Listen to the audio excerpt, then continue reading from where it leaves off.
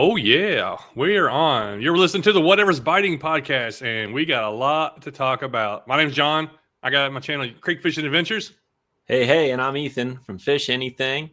And we're excited to talk about basketball. I mean, fishing. Wait, didn't you say you have a basketball story to share? Oh, yeah. I got a basketball story. I just got done. We finally started playing basketball at my church because, like, during the summer, we use that for the gym. And then we use the gym for church, and we can't play all summer. So this is the second week in a row. I won 2 games in a row. And then the third game, my legs started giving out. Oh, no. So, Ethan will appreciate this. Old. So I have this, like, perfect spin move in the post on this guy. I turn around. I go up. In my mind, I am 20 years ago. I'm at the rim laying the ball in. In reality, my feet didn't jump. My legs, like, just stopped. Just and locked I up, missed dude. the goal by 6 inches standing right in front of it. I couldn't help but laugh. It was just one of those moments when your legs you thought they were going to jump and they just didn't jump. They just locked it up, looked dude. so bad. Oh, I bet it did. I can feel the feeling. And I'm 32, so like, yeah. I think I'm in all right shape, but like, you know, at a certain point, stuff changes. Like, I need to stretch now to do anything. Like, that's just, you know, there was a time where you could just do whatever you wanted. There was no thing. You didn't need to stretch. What's stretching? That's lame. Now it's like, you got to stretch more, you know, but the older you get, that feeling, I can feel that feeling that you had where your legs just kind of lock up and you don't jump when you wanted to jump.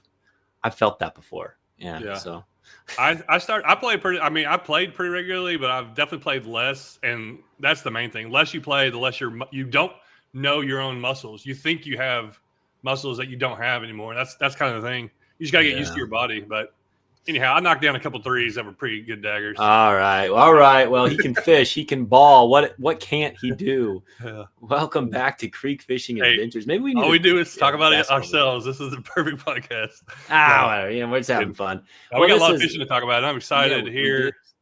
I got a little show and tell, little thing. But Ethan, go ahead and start with you. You just got back from your trip. You do this like every year, right? Kind of. Most years we get up north. So Michigan, for those of you who have never been to Michigan. So when I grew up in Kansas, I never even like thought to go to Michigan. You know, you saw the commercials sometimes, like Pure Michigan visit, and it looks really pretty, right? But I didn't know much about it. But for those of you listening that don't know much about Michigan, basically the northern half of the state is just super gorgeous.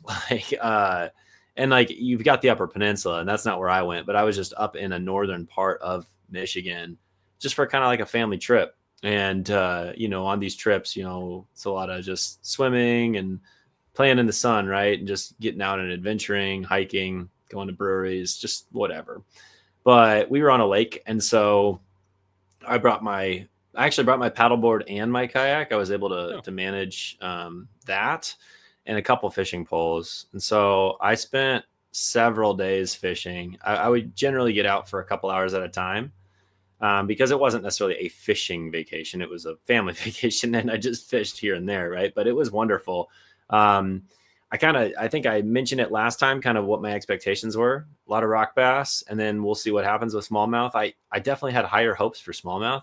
I'm going to have videos coming. I am slow at editing these days, so apologies in advance that it's going to probably take some time for some of that stuff to get out there because I've got a lot of footage to comb through. But general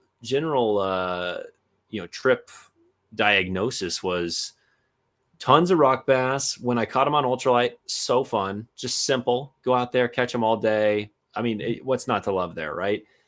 When I caught them on a bass rod, it was more like, okay, you're a nuisance because I'm trying to catch smallmouth right now, and you're just getting in the way of that.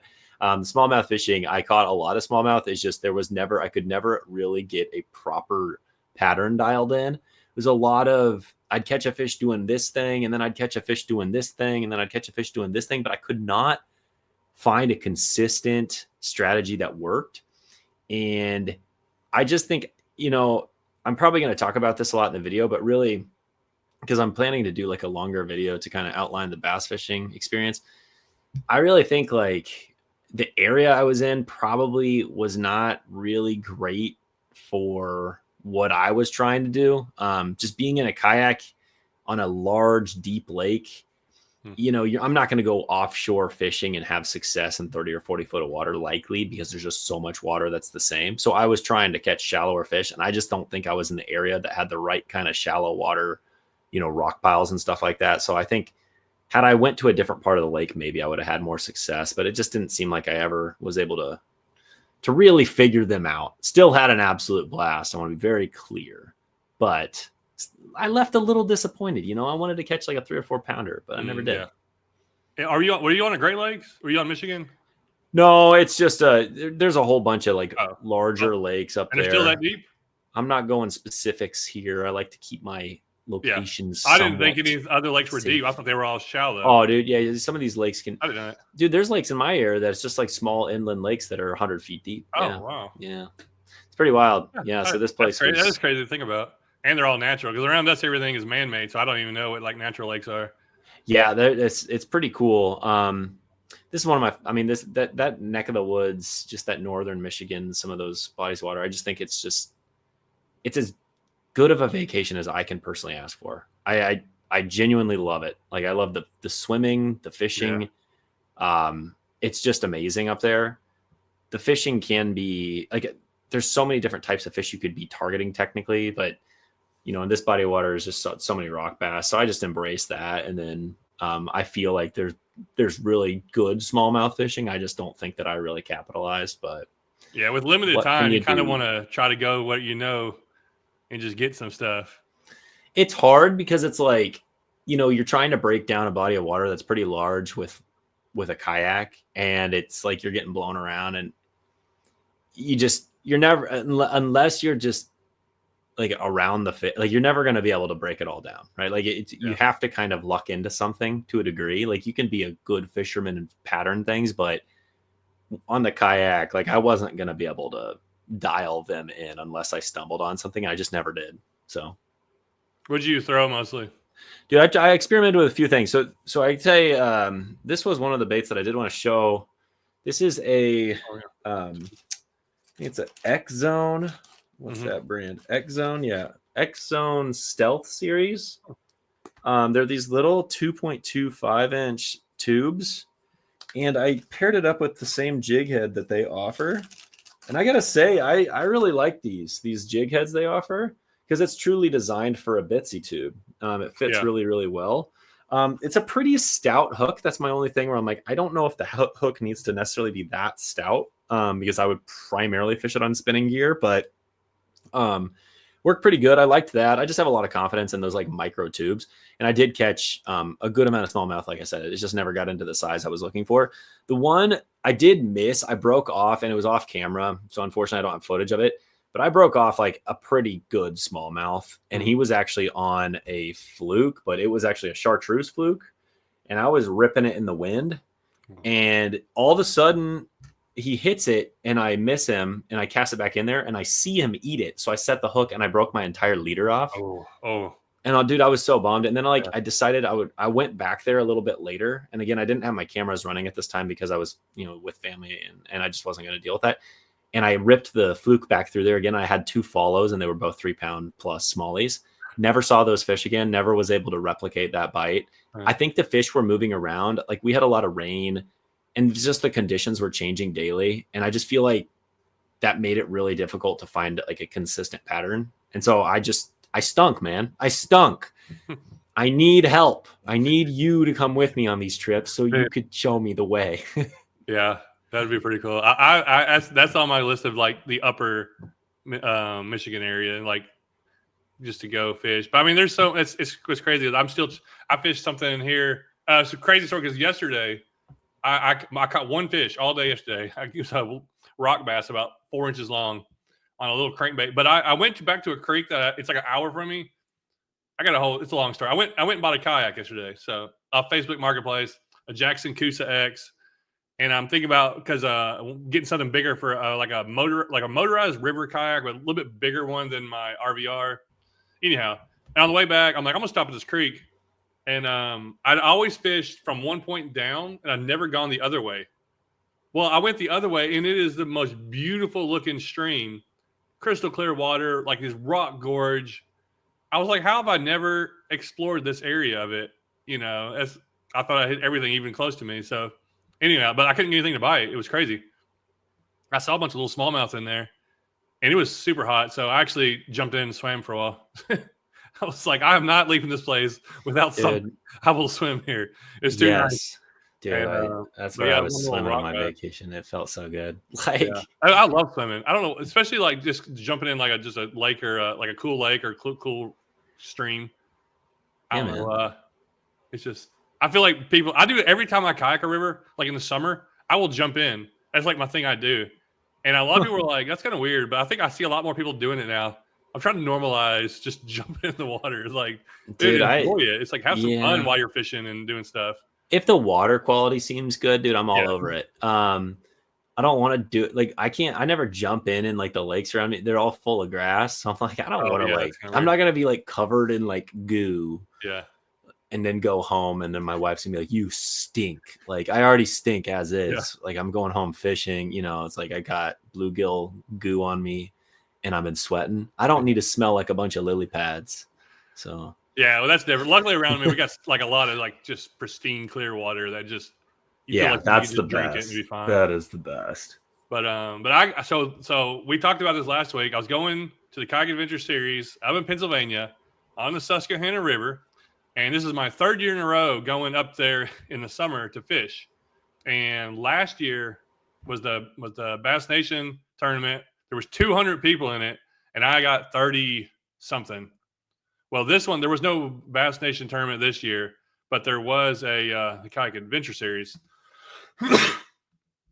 So let's see here. And so we go up there, and I took Josh with me, and we go up and we did the team event. I did an individual event. We go up there, no pre-fishing. We just went to a spot that I'd been to before. That way, I was familiar with it. And if you don't know anything about the Susky, it's like a mile wide to a half mile wide, a whole river. The main body of it. So we fished 2 days, 6 hours one day, 8 hours the next day, without leaving sight of our ramp, basically. But we covered water. It's like you don't. It's not like a river. You just go float down it and just fish it. You just make loops and loops, and then you come across stuff you never knew was there. There's little So big you're like islands. fishing just like out in the middle of the river and stuff, and it's just Yeah. like a mile wide, and you're just like looking for like rock piles and stuff. This is just so foreign to me. It is the weirdest river I've ever fished, but there's so much fish that this was, and the tournament was like the fishing was pretty bad for a normal day up there. So like I started off the first day chucking a spinnerbait because last year I caught like 15 on a spinnerbait the first day. I only caught 3 fish I think on a spinnerbait, but one of them was an 1875. It was Oh, a that's really a good one. good one. Yeah. But I like covered water. I'm like chucking, and just fishing. And the water was also a foot lower than it was last year. So a lot of these little islands that I fished last year was kind of there's like little grassy islands that are like 20 foot around, and like kind of different, just all kinds of different stuff. And there was just nothing. And the whole bottom is rock. The whole bottom of the river is rock. Okay. There's current flowing the whole thing. Basically, it's pretty wide and just even flow. There are eddies, but the fish aren't in eddies. They're not. It's so weird. Like if you see a calm pocket, like where that's where a bass should be there. I've never caught a fish up there out of a calm pocket. It's you really got to like think differently fishing it. But like most people just power fish, and everybody was doing that, and they weren't catching fish very good. So but there was like this big shoal, like a ridge, basically. It was kind of built up because on the upper side they have a ferry that goes back and forth. Actually, it's like 6 foot deep up there, but below the shoal is like 1/2 foot to 3 foot. And I was in my kayak and in the motor, and you'll just be going, all of a sudden just boom, hit bottom. And then sometimes I have to get out of my kayak and drag it, and I could be standing out in the middle of the river, standing in 2 inches of water. It's so random and weird, but anyhow, so the fishing's tough. First day, Josh did pretty decent. I was in like 27th spot. I didn't think it was great. I was like, I was surprised. And then day 2, we decided to go back there because we just weren't sure about. We knew fish were there. We just trying to figure out. And then I really started getting on them in the current. And there was like, you know how like a water drop, like just a good flow, and there's like a shoal, and then boom, it just drops into like a little pool. But there was a ridge, and there was like all these little chutes. There's probably 10 different little chutes across the whole river. Some have a little more current, some are a little deeper. They're all different. Well, we started fishing like up in there. We'd throw up and let my hellgrammite and the bluegrass bug drift down across all that. And then that's where I really started catching fish. I went to one little spot, standing right beside this run. It's 2 foot of water. I'm standing in the water with my kayak tied onto me. I throw the bluegrass bug, catch a 17. 2 casts later, catch a 14. Make a few casts, nothing. I kind of take a second, switch to a hellgrammite, the big 4.251, just something different. Make a cast, catch an 18. 3 casts later, catch an 18.25. All 4 fish in like 20 minutes from one little run. And then and that really gave me some momentum. And then I couldn't figure out much more. Then I started covering a little bit of water, and I catch 2 more keepers that day on a 5-inch dangerous swim bait. Nice. 19.75. Wow. And another 18.5, I think. Jeez.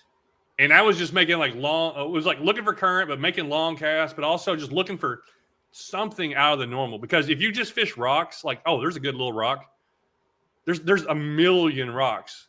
So like they weren't on rocks. They were on anything like wood or anything different or like way up the current. So that finesse fish, I always said one day me learning how to like really finesse fish and drift the lures in current was going to pay off. And it finally did. I got 4th place, made $1,000. Nice. 4th place out of 112 people. And there was like a lot of like national fishing people there. So that was my best finish of any tournament that big, over 100 people for sure.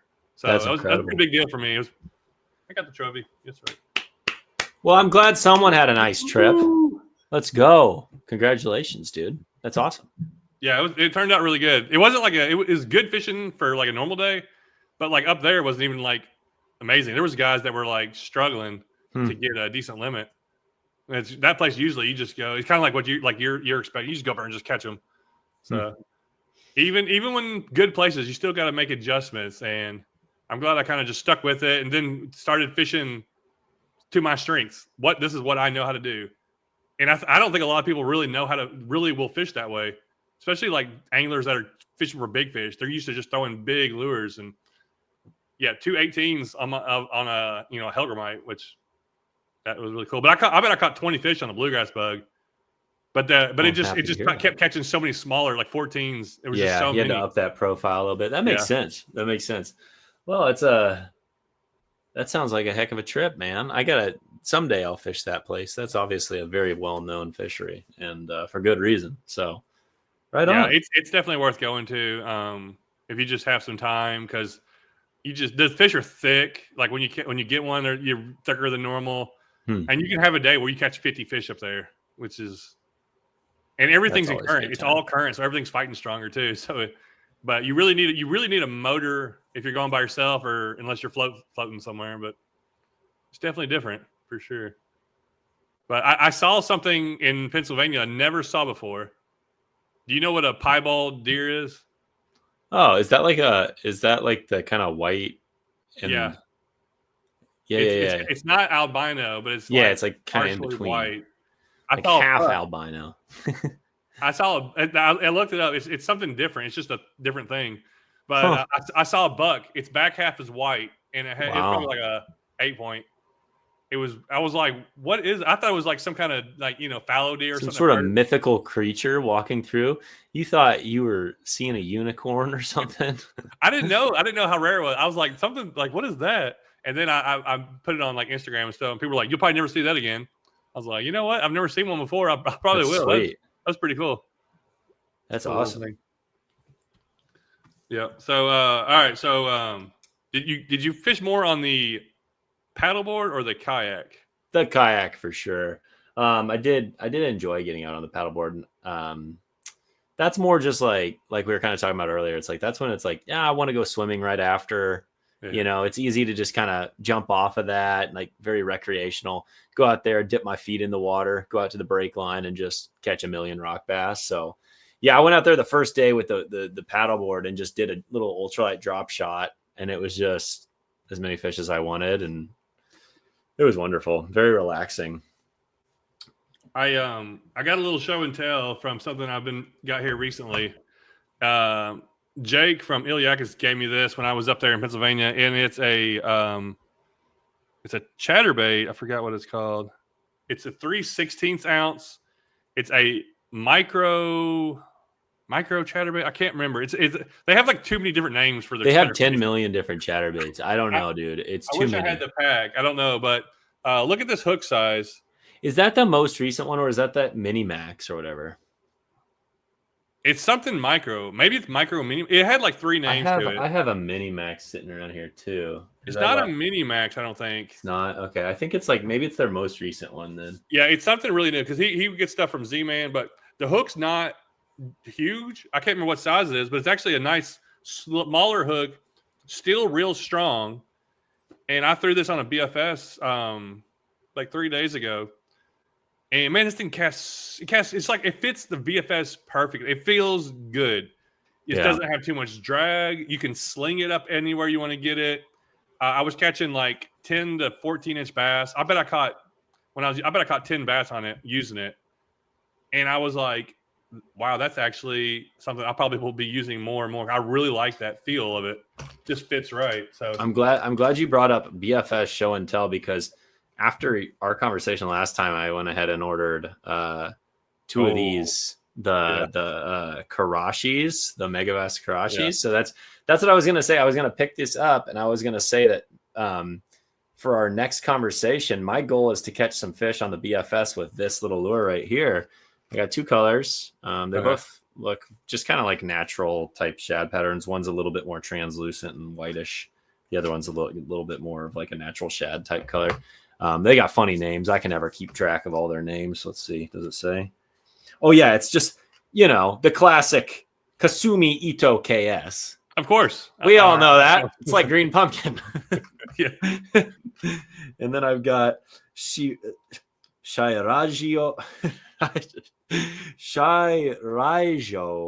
KS. So for all you Megabass people, I'm excited to try one of these things on the BFS. You recommended it, John. If they don't catch fish, then I truly do stink. Does it say they're floating or like suspending or? Oh boy, dude, I couldn't tell. Okay, I'm real bad at. There's like different ones. I think there's ones that are like for floating ones, like a top water. And then there's some that are like. Oh, I see. Slow sinking. They're both slow sinking. Okay. Is that what you had? I got both, but the one I used the other day was a floating one. Don't tell me you like the floating better. Well, they were hitting it, but then I used it again recently, and I didn't catch as many on it. Oh, but boy. I'm really excited because in clear water, I think they'll come up and hit that really good. Especially now I have an excuse if it doesn't work very well. Oh, well, I should have got the floating. That's all it is. Yeah. It's like a little jerk bait, but I'm kind of excited. They look really cool. They look like a fun little bait. Like, it's interesting that it doesn't like have a bill, but it's like, so it's just almost like it looks just kind of like a spook, like a walk the dog bait, except it's slow sinking. So I'm going to be interested to just kind of rip it around and see what happens, but I haven't got it out of the package yet, as you can see. So the ones I used didn't really have action. They don't look like, they just go straight. It's like, shoot, shoot, shoot. But the fish like I used, hammer it? And the fish hammer it. Yeah. I've actually, I did it that first time. And then I used a different one that a guy gave me. Was like, he like painted it chartreuse, and then I used it in a creek, and I caught a bunch of fish on it too, and it was a suspending one. So yeah, I did use a suspending one and catch fish on it. I just like, and you were just twitching it a little bit. Yeah, I just give them little twitches. Okay. Kind of like, hold on, I gotta grab something. Say something real quick. I can grab something across the room. Oh my goodness, what is he getting, a sandwich or something? Yeah. So I don't know. I guess I would like to try to go catch some fish on my BFS. That's my goal. I've had fun with it lately. I didn't bring a BFS with me up north, so I got to get back. Well, dude, I brought 3 rods. I brought 1 bass rod and 2 ultralights, and I really wish that I would have brought 2 bass rods and 1 ultralight. But live and you learn. Here's another thing I used recently, and made by Rebel, because they have their little critters. Oh yeah. And the caterpillar. Oh yeah. And dude, that looks like one of those cat hard crawler. I didn't even know they made this again, because it used to be discontinued. That looks like one of those little like Fat Ike or whatever they're called. The little, I might have. It doesn't have any bill or anything though. It's oh yeah. So This is basically the same thing I was doing with the Karashi. Huh. I was I hadn't used these in a while, and I forgot like kind of how that worked. And I would reel it in, and I'd get nothing, but I would throw it out, and it slowly sinks, but just twitching it, and it just goes straight. And on the pause, I bet I caught 10 little fish on it the other day. Huh. See, what video is it? Is it like my last video? That's Oh, a yeah, lot cheaper than a megabass too. Do what? Yeah. That's a lot cheaper than a megabass. Yeah. You can buy 4 of those. But this is I feel like this. I love this. I bought these like the first time I used them. I bought them like off eBay. You can like go find them, but I guess they're making them again. And I love little bug thing. Any kind of little bug, just it's so natural. And like especially like a lot of places I fish are just so much weeds and grass growing up. And right now, here's my tip for you. This is the buggy time of the year. That's what I said in my last video. Right now, I feel like was when fish like really eat a lot of bugs and stuff. A lot of things are hatching that finally like getting towards the end of the summer.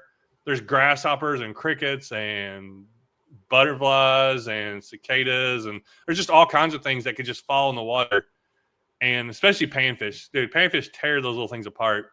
Have you ever like just gone to a place and just threw crickets in live and just watch them eat it? I remember that as a kid. Dude, I need to do a video on that. I love watching them come up and just like that's a very exactly. Yeah, they're great. No, that's what's kind of interesting. You made me think of something is when I was up north, like me and Kiddo, I would pick up rocks that were, in shallow water because there's a lot of rocks and stuff.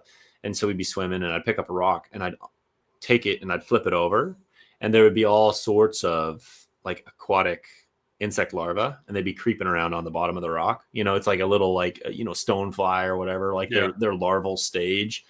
And he thought it was really interesting, but it was also just like these places have so much life in it that you don't realize so often. And it's like, I know we've had this conversation before, kind of like we talk about bugs and those types of things a lot, but I 100% agree with what you're saying is like aquatic insects are just such a key part of the feeding like pattern for fish. And that's not just trout, right? Like people so often they're like, well, okay, trout, they eat flies, right? Like, okay, flies are meant to mimic little insects.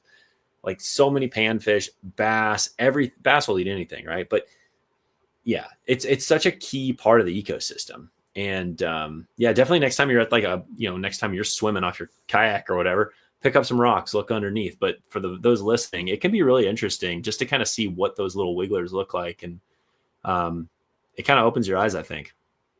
Yeah, I think even as us, we're like 5 or 6 feet off the ground looking down.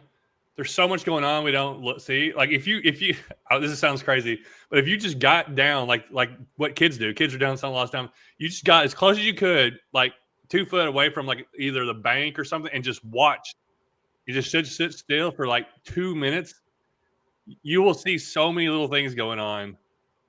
I've talked to other people. And I've seen them do this before, and I like to do it every once in a while. Sometimes I forget, but it's like you can get down there and you'll see a school of minnows that are like microscopic. Oh my gosh, yeah! And you're like, wow, that's a lot of them right there.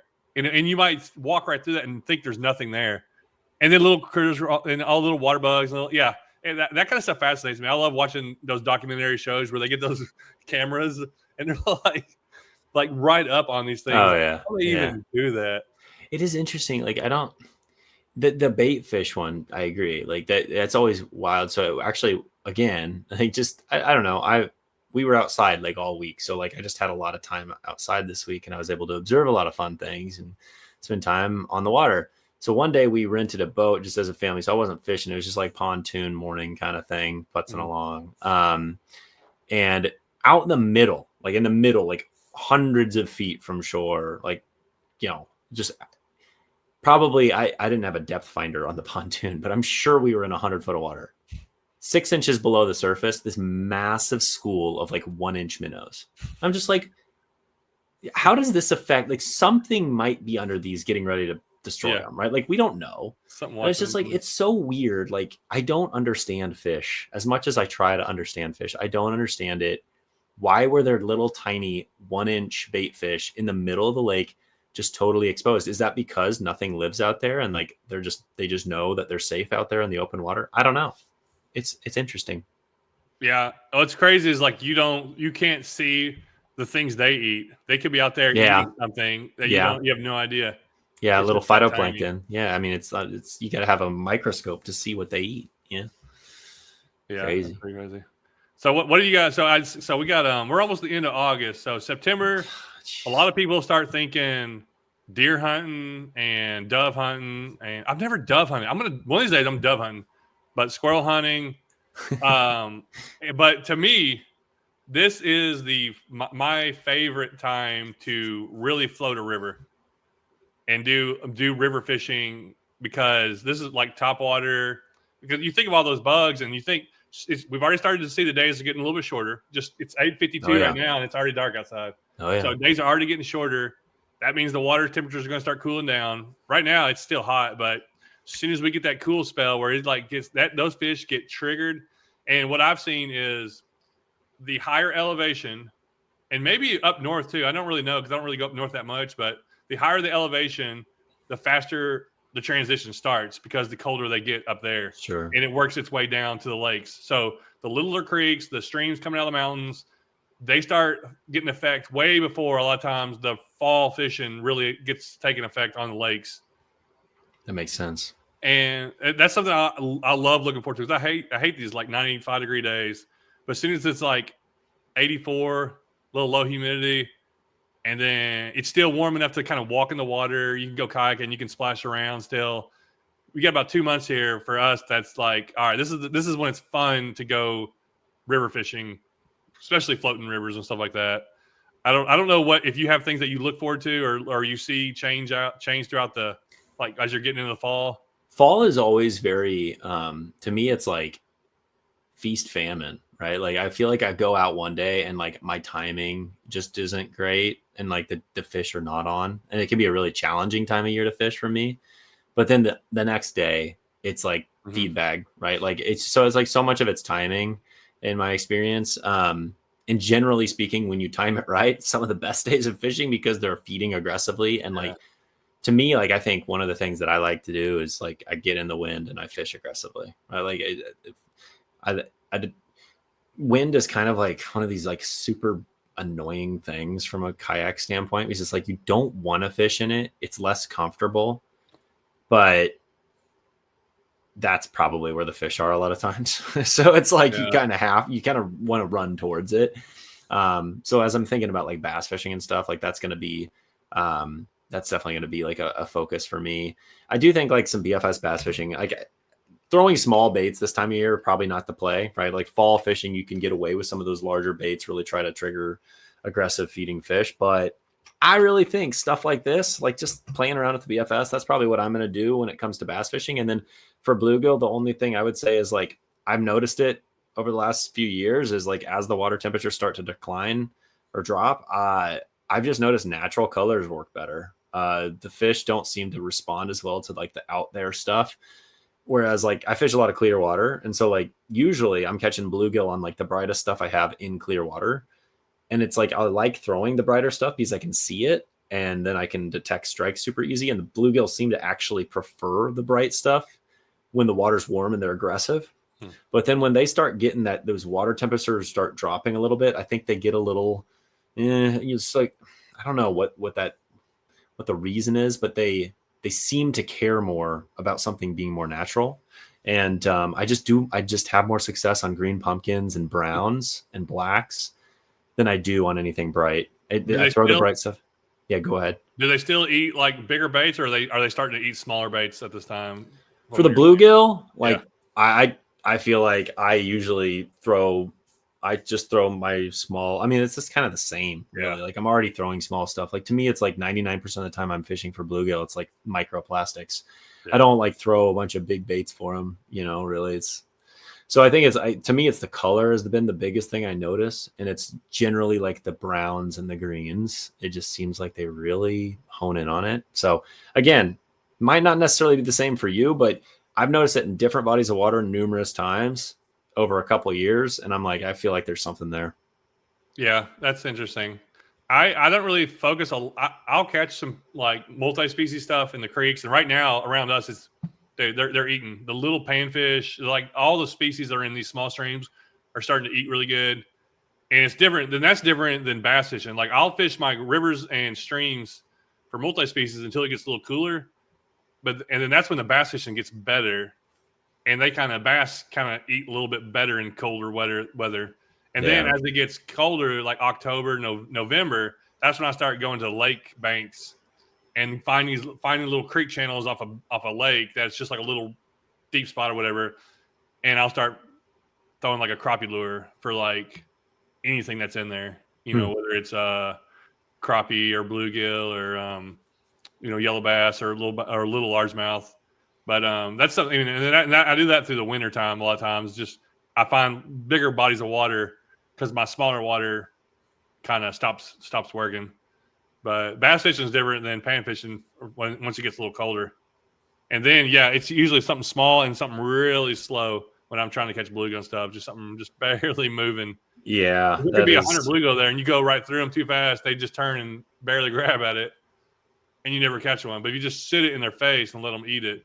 Yeah, it's where the vertical presentations and stuff like that will definitely pay off. But I still find, I mean, like the panfish will still be plenty shallow. They're still going to be plenty shallow in the fall, cruising around, just kind of similar to bass in a way. They just seem to respond a little different to when things start to cold snap. I think the cold snap triggers the aggression for the bass a little bit more, and maybe I think it's slow. The bluegill just become a little less crazy.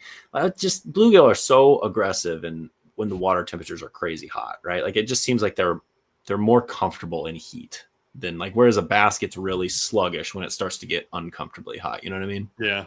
I just watched a video of a guy close to me, and he was catching some like 8-9 inch bluegill on little crankbaits, and they were hammering it. And I was kind of surprised. Sounds fun. But a lot of times those little, if you're like, he was going down the bank of a lake, and a lot of times when you do that though, you do pick out the bigger ones. Like if you're just going down, you will get those bigger ones to bite rather than maybe going through 1 million 4-inch ones or something like that. Yeah, I feel like anytime I throw a hard bait, I don't throw a lot of like micro hard baits, and like when I do, I just catch so much less fish, and I might catch some big ones, but I'm still gonna catch those larger size. But that's just just me, and it might be just more my bodies of water too. Like I've got clear water with a lot of vegetation, and it just seems like the plastics is just kind of the name of the game. But I want desperately, I need to get on like a good like micro crankbait bluegill bite, because that sounds so much fun. That sounds like a blast. So we'll end the video or in our episode here in just a minute, but we'll talk about BFS for just a little bit, because I got a video coming out, which actually will probably be out after it'll probably be already out when you're hearing this, where I went out and fished with $1,000 BFS setup. Ethan, what do you think about $1,000 BFS setup? Is that something you're going out and buying? No. Nope. Me either. But I bet you'd fish with it if somebody gave you one. If someone gave me one, heck yeah, dude, I'd be stoked. So I good for you. I talk a lot about it and in the video, and I'm like, this is how I ended the video. I was like, so who needs this? I was like, nobody needs this, but we fish for fun and we buy what we want to buy. So if somebody wants to buy it, I got no problem with them going and spending $1,000. Am I going to do it? No. But maybe in 10 years when I'm, super millionaire from YouTube, wow, I'll just be buying stuff left and right. There you go. It's all money. And that's what's funny. I talk a lot about money because a lot of people get triggered by like how expensive things are. And money is different to everybody. And that's why I hate when people get mad about something when I'm like, dude, just think about it. If this guy's got $1 million and he buys a $200,000 car, that's like you making $50,000 a year going out and buying a $1,000 car. It's the same thing, and it's different for everybody. Yeah, it's a touchy subject, and I think it's one of those things. I understand why we can't. You don't want to idolize money, man. That's what it comes down to. So if someone, it's like if someone's buying $1,000 rod and reel because that makes them happy, and like they value that more than the $1,000, then so be it. Yeah. But like, why sit here and judge their decision? Yeah, I'm not going to go spend $1,000 on a rod and reel. That's what I said. I wouldn't do it. But I wouldn't do it, but I sure had fun fishing with it. Since, I don't know, though. I'll show it for that company because you know what? There is somebody out there that will buy that. Yeah, and there's nothing wrong with that. And so that's why for me, I get to try a lot of things that people send me. And no, I wouldn't buy every one of them, but I do realize that somebody would, and they would like they like to see it shown. But anyhow, so that's crazy. But I caught, I think those fish are already like just about like starting to get really aggressive. I bet 20 fish on that rod and reel setup. I caught them on a little micro buzzbait. I caught them on a Rebel Crawl, that little micro chatterbait. This is so great. I went through 4 different lures and they were this? crushing everything. It was a blast. Okay, this is welcome back to Creek Fishing Adventures.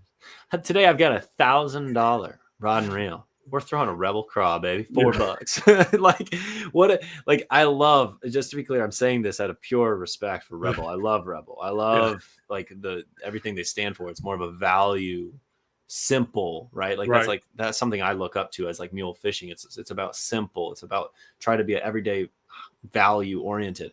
So I very much love that about Rebel, but it's just funny because it's like when a company makes a rod and reel worth $1,000, I feel like most people that have that are like throwing a mega bass on it all the time because it's $20, right? But throwing the Rebel, it's like you're gonna be like the only person with that rod and reel that uses like the cheap Rebel lure, which is awesome. But what that led me to think was, I'm starting to got a few BFS, and I'm really starting to see it's more bass finesse fishing. And I'll probably make a video, and this may be a good idea for you, like to really kind of spread up your alley, make a video, and maybe talking about what is BFS. To some people, it's tiny lures.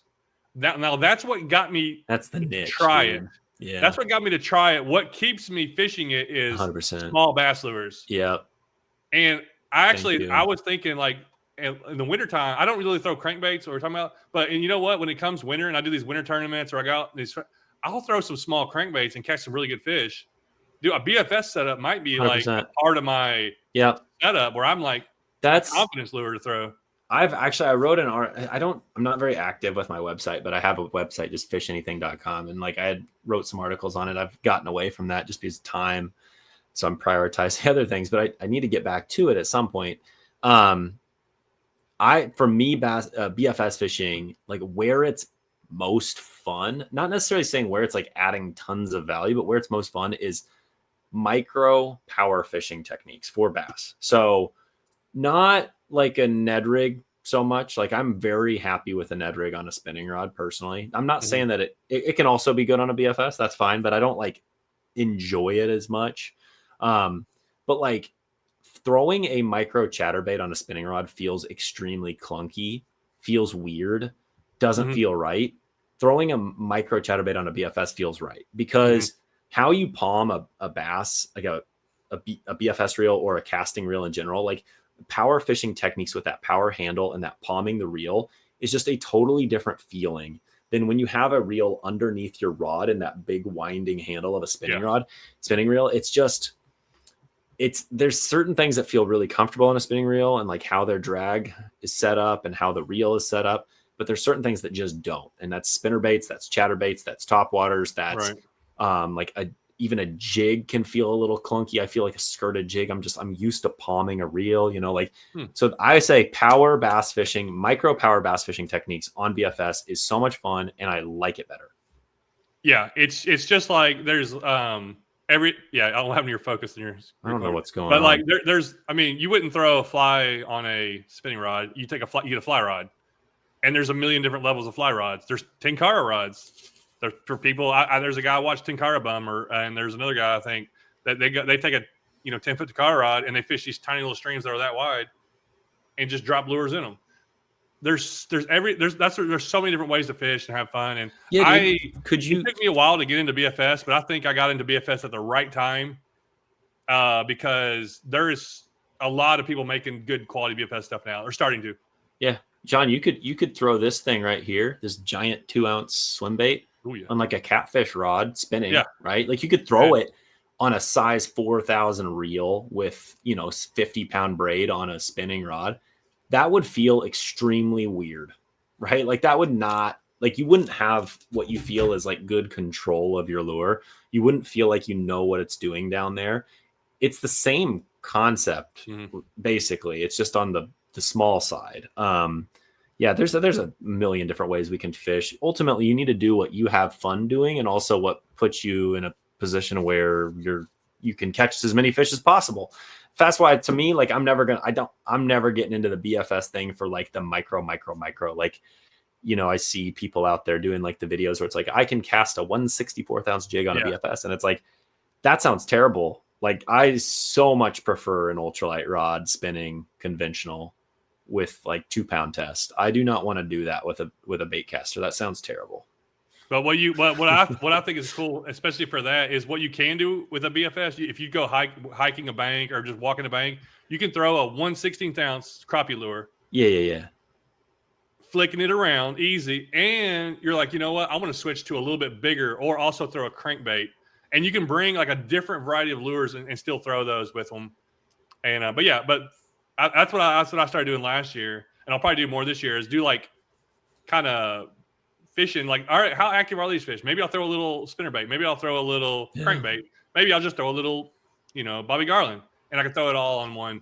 That is what's nice. Like, honestly, like there's times where I kind of almost want like a 6'10" or even like a 7-foot medium light with like a BFS reel with like, 6-pound test or whatever, like, or maybe even 8, right? Like, but I kind of want something where it's truly, like you were saying, is like for true bass fishing, but like I can get away with a 1/4 ounce lure and be able to cast it a long ways.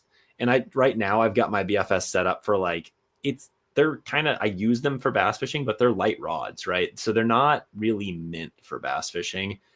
They're kind of meant to be like an all-purpose panfish, small bass kind of thing. But I think like where BFS is probably going to be more fun and best for me is kind of entering that medium light territory, as long as it still can load on the 1/8 type stuff, because I want to be able to get away with that. That's where that rod and reel I was using was as a Abby Garcia Xenon, and the rod I thought was a little. I loved it. Like, after fishing with it, I'm like, dude, this is the perfect setup. So it's a 7-1 medium light, moderate fast. And it loads just right. Yeah. With that 1/8 ounce. Could you throw a 1/16 on it, do you think? Yeah. Or would that be a little uncomfortable? It wouldn't. I would kind of like swing. I feel like I wouldn't be able to get it like straight out.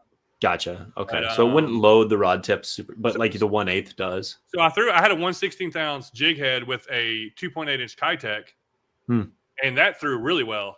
Okay. That sounds like a sweet setup. So that's where, like, I have been using mostly smaller rods, but I was like, you know what, that rod felt really good on that, and I had 8-pound floater on it, and I was bombing the lures. And what's crazy is once you get in a rhythm with that thing, you can just bam hit little spots. Hit that spot, start cranking. Hit that spot, start cranking. It's like, wow, it's just effortlessly fishing it. But anyhow, I plan. So if you've been watching my channel, I'll probably going to have a lot more BFS stuff coming out, because I've really been having fun with it and just enjoying it. And I actually got a couple more in recently to be kind of testing out. So what? Sorry. Hold on. You got $3,000 worth of rod and reel. Okay.